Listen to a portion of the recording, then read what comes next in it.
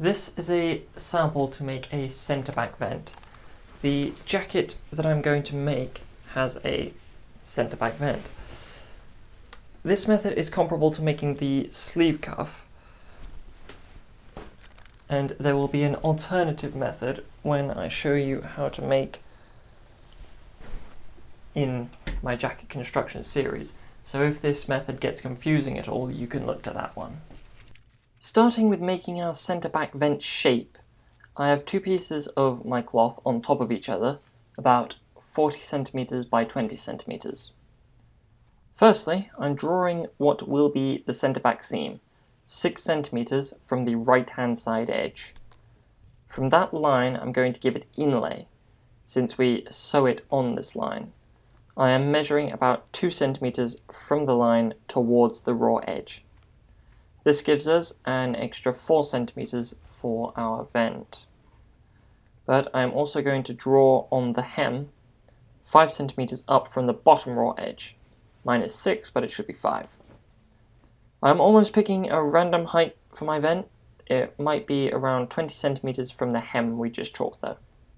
From the inlay line, I make a diagonal line slightly inclined from a few centimeters above the top of the vent. We are cutting away this small section and we have our centre back vent shape, as it will be when we cut out our jacket.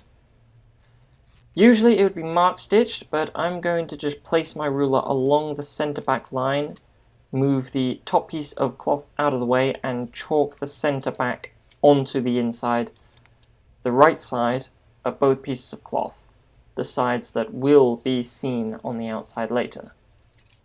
I'm doing the same to the hem, and I will also mark the top of the vent on here. I need a piece of Silecia about 5 centimeters wide and fits above the vent and below the hem. I will baste along the centre back seam or just next to it from the top of the vent. I have my lining as well, about the same size, still doubled. Mine is on the fold, but that is not necessary. I'm placing my main cloth onto the lining, making the vent side flush with the fold, or one of the long raw edges if you have 2 pieces of lining. We're going to cut them apart later anyway. All I am cutting away is the hem and the portion of the top right that we cut away above the vent, same as the cloth.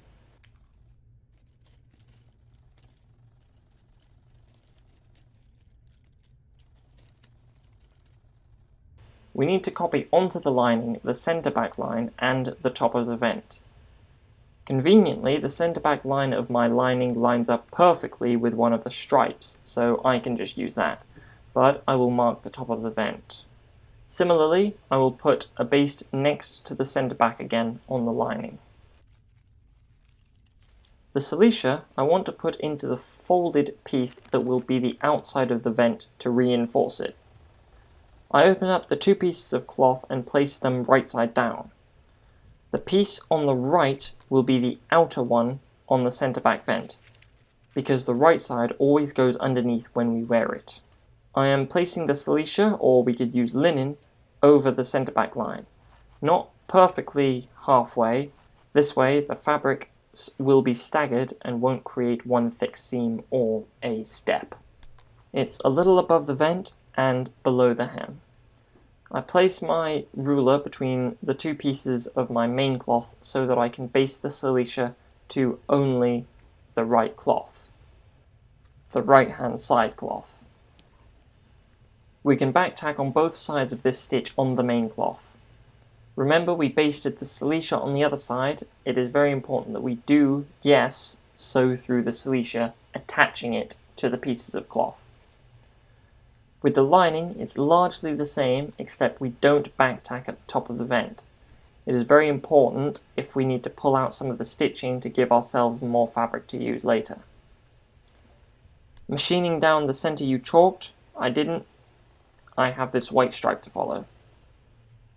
We can press our seams flat and leave the lining for a minute.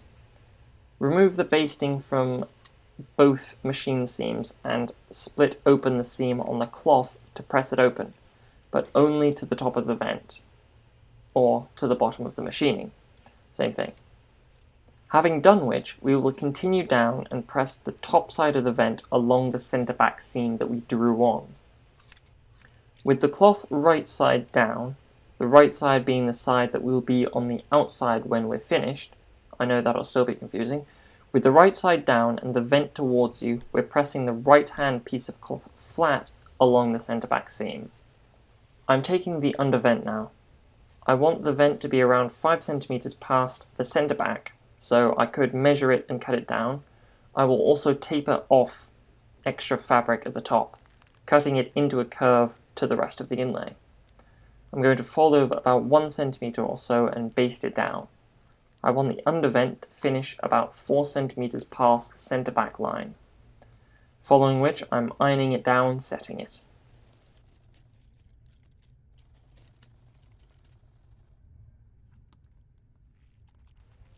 On the same side, the undervent side, we can cut the inlay to the machining. We need to do this a little above the top of the vent, say 2 or 3 centimeters.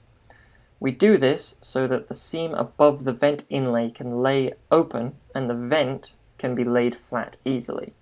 This is fine when the jacket is finished because it is very uncommon to alter a jacket at the centre back seam. We'll press the linings apart now. Having removed the basting from it, we want to fold it open and press the seams to one side such that they will be sitting on top of the vent when we place it onto the main fabric. If you place your lining with your vent on the bottom right, fold the top piece of the lining over to the right so that the seams are underneath it.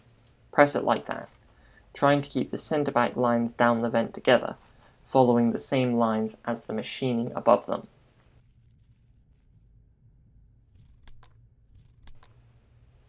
Lay the lining onto the cloth, wrong sides together. Line up the tops of the vents and the centre back lines. The way we cut it, the raw hems should be flush together as well. Lay the lining flat down and we will do one baste along the centre back, or just next to it on the side where we have the seam allowances. On the seam allowance side always. Baste to a few centimeters or so above the top of the vent. Definitely higher than where we made the cut in the seam allowance. You can see me checking that I am above it. With the sample, I kinda need to get closer than I'd like to though.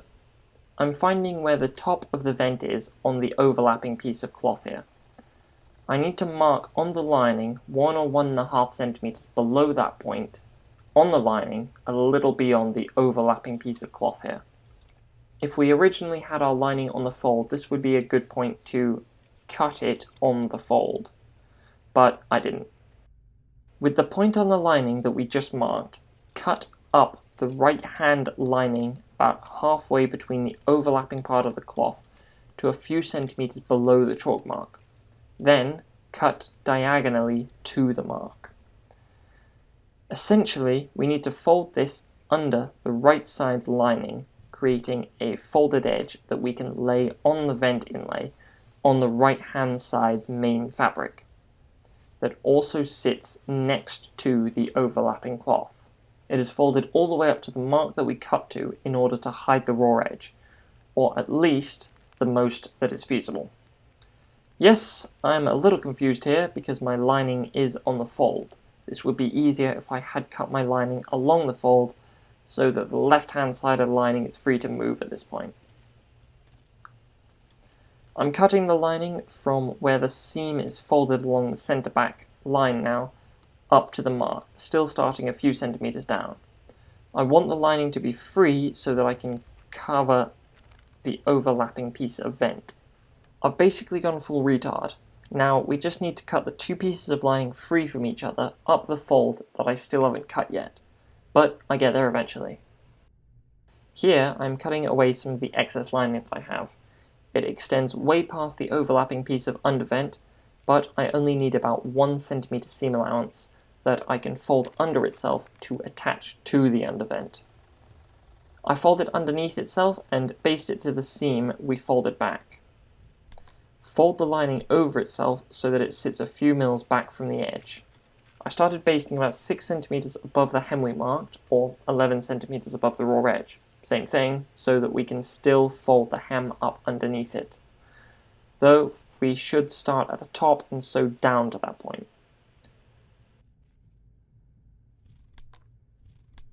I didn't do anything between that cut, but I'm finally cutting the remainder of the fold so that I can separate the lining's seam allowances.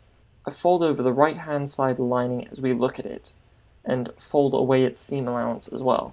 We need to make sure that the vent is laying as it is supposed to because we're going to fasten the top in place. I'm just basting across the top of the vent to hold the overlapping piece in place onto the other piece of cloth. At the top of the vent, I'm fastening some waxed thread that's the same-ish colour as the fabric. Just my normal black machine thread though.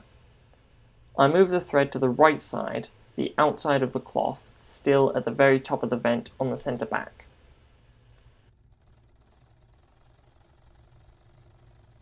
We need to mark on the outside of the fabric the same mark we made on the lining, 1 or 1.5 centimeters below the top of the vent and in line with the overlapping undervent. We could chalk a line to follow, but what we need to do is prick stitch along to that point, creating an incline stitch away from the center back from the top of the vent.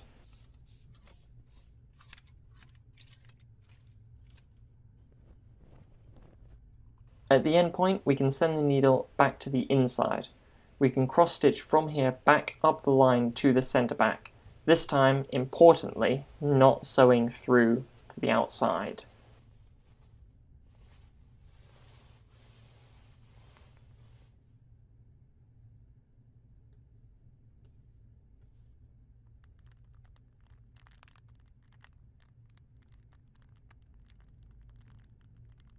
Fasten the thread again at the top, but without cutting, once again sending the needle to the outside of the cloth. We are going to prick stitch down the outer vent, down next to the centre back line. We can do the prick stitch in the same way as I showed in the flap pocket sample video when we prick stitched the perimeter of the flap. At the bottom, near the raw edge, I'm just fastening the right side on the cloth since it's going to be folded up and covered later. We need to get the baste holding the top of the vent together out now, otherwise it'll be more difficult later. We can now fold the right hand lining back over the main fabric. We need to fold up the other raw edge now. I like to fold it at a right angle to the centre back seam. If the centre back stitch on the back lining is too low for you to fold it under itself, then we can easily unpick some of it because we didn't back tack at the top of the vent on the lining. We need to cover the stitching we did across the top of the vent and fold away all of the raw edge right into the corner. This way we don't have any raw edges showing when we're finished. This should happen by default since we did the stitching based on the chalk mark we made.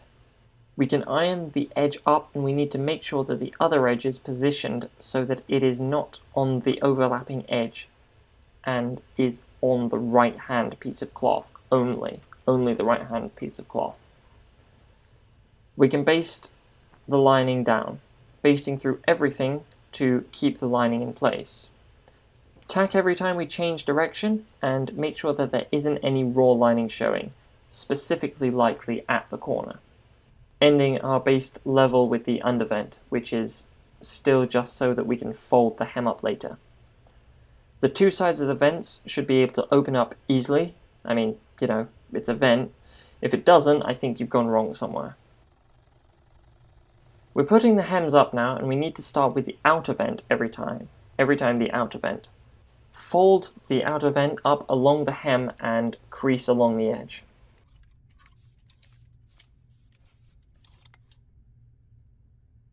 With the outer vent only, we will create a mitred corner by just folding a triangle inwards and creasing that down as well. We can baste it in place. As we baste up the diagonal, we should hold this part in an inward facing curve so that we can prevent it from perking outwards. Then, basting the hem up near the top. On the outside, lay the vent closed as we want it to sit. We need to mark a small amount above the outside vent so that the overlapping portion of the inside vent can be hidden behind the top vent, basically curving the heightened bit of the vent back into the hem gently. Fold the undervent up like we did the first, but we don't need the mitre. However, we do need to make sure that the folded edge that we're folding up is forced slightly outwards away from the edge of the overlap so that the raw edge will be covered by the lining. We basically baste it in the exact same way though, ideally holding it in the curve again. At this point, there are 2 hand stitches that I should have done on the hems before putting up the lining, but now we're going to put up the lining. I'm cutting away some of the excess lining, leaving myself 1 or 1.5 centimeters beyond the hem. Mark 2 centimeters up from your hem. We fold up the lining to match this chalk. We can iron it down. Baste the lining about 2 centimeters above where it's folded so that we can give it ballast, or a pleat, or whatever you might like to call it to give it plenty of movement when it's finished. At the corner, sew up to meet the other baste.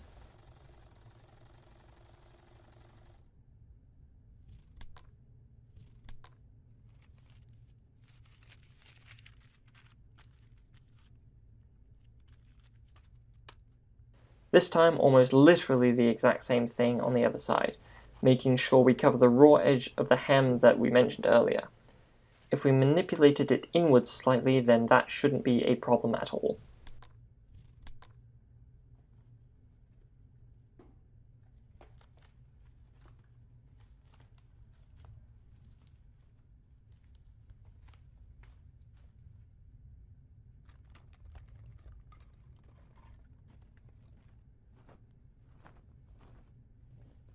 The first piece of finishing to do, which we might have done earlier when I mentioned, before we put up the lining, we can fasten our thread at the bottom corner of the mitre. I'm mooring the thread with a knot. Then we fell the folded edge of the mitre to the inlay. It is more clearly demonstrated here, curving the mitre as we sew it so that it doesn't perk outwards.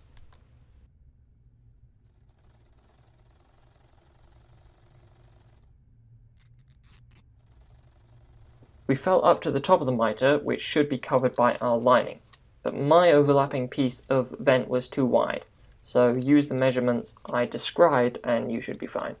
We fasten the thread at the top. Make sure that the thread isn't showing at all from the outside. I am starting felling from the top of the undervent.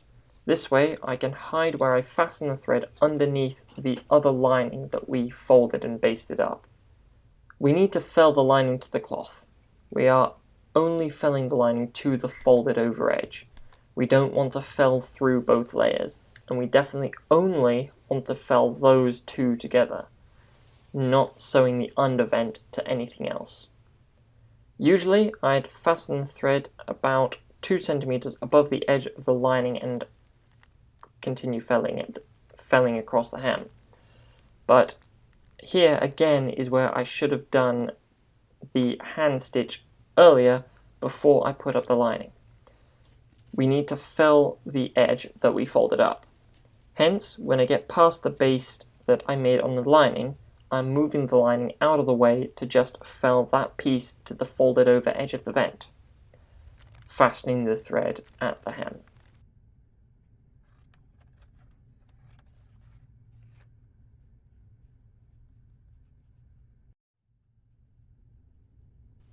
I'm going back to the 2 centimeter point above the bottom of the lining to fasten my thread again. I'm folding the bottom of the lining up to the baste we made. We are going to fill the layer of lining that is touching the folded up portion of the hem to the folded up portion of the hem only. We don't want this stitch to be visible on the outside of the cloth, and we do not want to sew through the top layer of lining at all.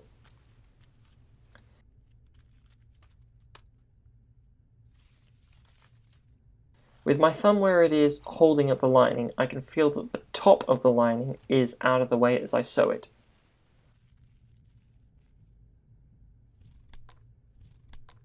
Fastening the thread at the edge of our sample.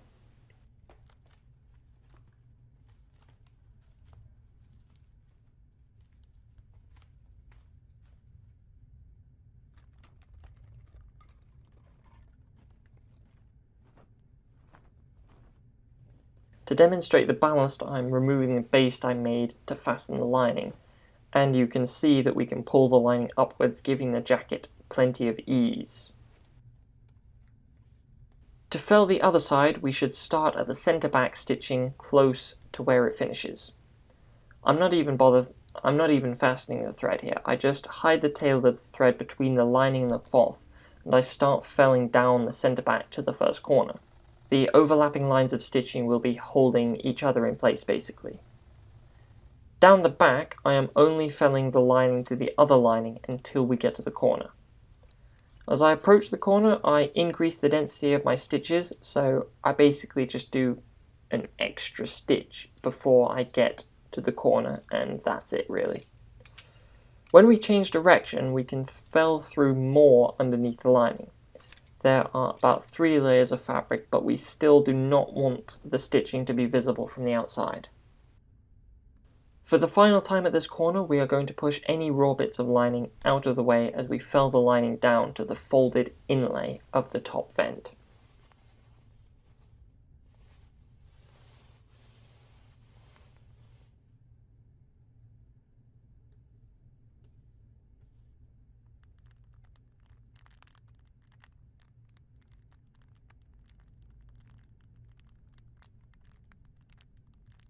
This time with the ballast, I can do it properly. I am tacking the thread very subtly 2 centimeters above the end of the lining, and I'm folding the lining up to fell the touching pieces of cloth only together.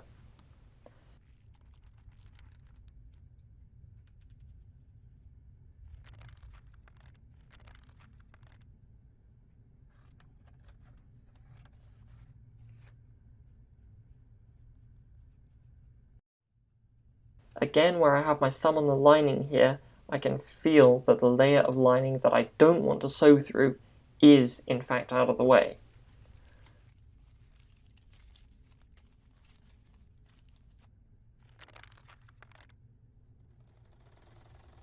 And we can remove all of the basting. We can give this sample in a little iron to crispen up the ballast pleats, making sure that they're sitting properly where we folded them at the 2 centimeter points.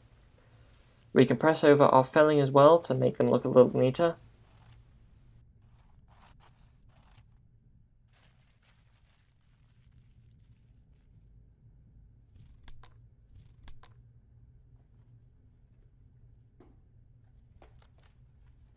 Again, the ballast we gave the hems gives the jacket plenty of movement so that the lining will not be restricting the fabric or the person.